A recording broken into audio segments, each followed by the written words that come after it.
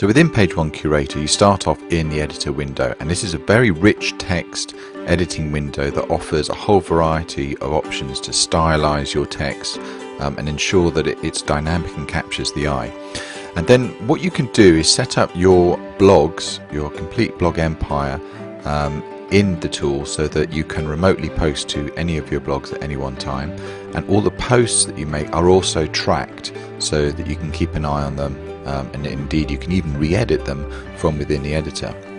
Then within the feeds tab you can add groups of feeds or your favorite sites that you like to curate content from on a regular basis, and you can either add them in individually or you can import the group of them as what's called an OPML file, which you can export from Google Reader. So let's just take a look at a typical life cycle of curating a post using this product. So from the main screen, let's create a post about the Mini John Cooper.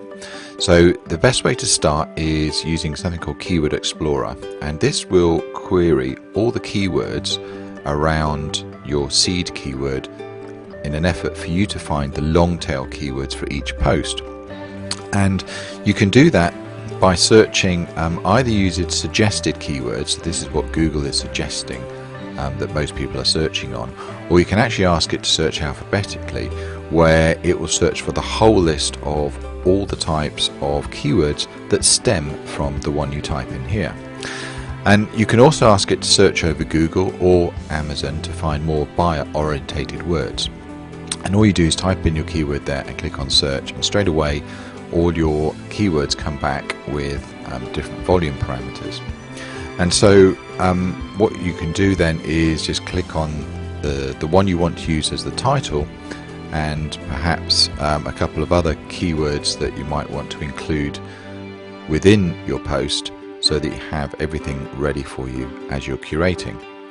So once you've done that, you click on Use Selection, and you can see straight away that the title has already gone in there, and I'll just put a capital letter at the front, and that's already now for me to start. And the keywords that I selected as secondary, it's stored in my clipboard so that I can use them later in my article if I want to reference them in a way to orientate my post to be more keyword orientated. So next thing, let's go and get some actual content. So I can search over all my articles from my feeds, all videos, images, Twitter feeds, Google Blog Search or Google News Search. So let's start with Google Blog Search. So I'd simply type in my keyword, and it comes back with the latest posts that have been created around that keyword. So straight away I can see that there seems to be a new John Cooper Mini released, and what I can do is simply select that and drill further to look at the actual content on the web page to check that it's relevant, it's interesting, and it's a good authoritative source to use. So this seems like a good article, and then what I can do is literally highlight the whole article like that, click Insert Selected Content, and then use it, and it pastes the whole article, or the article that the content that I've selected, into the editor. So then what I'd want to do is introduce that content, and so I'll just write some introductory content of my own. So literally I've just heard that there's a new updated version coming out that has the Grand Prix style gear shift, and then I'll reference where I got the article from. But more importantly, Curator will actually put automatically the link of where the content came from with the title keyword, and this is important for curation because you must reference the original source of the content. And then what I'll do, I think I'll just stylize it a little bit by putting that copied content, I'll put it in what's called block quotes, which tells the reader that this isn't actually my writing, this is someone else's writing, but I've copied it. So then I've introduced my article, and what I can do then is let's liven it up with perhaps an image. So what I can do is search over images, click on search again, and I'll type in my keyword, and back come a whole load of images that are from Flickr that are correctly licensed for you to use in your posts. So this is the one I'm talking about, the Mini John Cooper, and I can literally click on that, and I can choose whether to post that into my editor using a caption, or leave out the caption but put a standard attribution reference to that image. So for example, I'll click on Use Selected Image, and you can see it's put the image in there. It's also put in the attribution, which is very important, so it tells me where I've got it from, and that link there will go back to the author or photographer of the image. So I'm correctly following all the generally accepted guidelines around curation. And then what I can do is I'll actually just take that image, because it looks a bit silly on its own like that, and I will align it to the right of my article, and maybe just put a bit of spacing around it so it doesn't look all cramped up like that. Okay, and now you can see how the article's beginning to come together. What I think I'll also do is just move the attribution out of the way of the introduction, and I'll just put it at the end here, and maybe I'll just put that in italics. Clean up some space, and so that's all ready to go. Then what I think I'll do is liven it up a bit with a video. So what I'll do is I'll summarize this content here, and let's go and have a look at a video. So I'll just put a closing bit here, and then I'll click search on videos, and what I can do here is I can choose to search YouTube using different sorting categories, either by view count or rating, so that I know that the ones that come at the top are most likely the most interesting ones.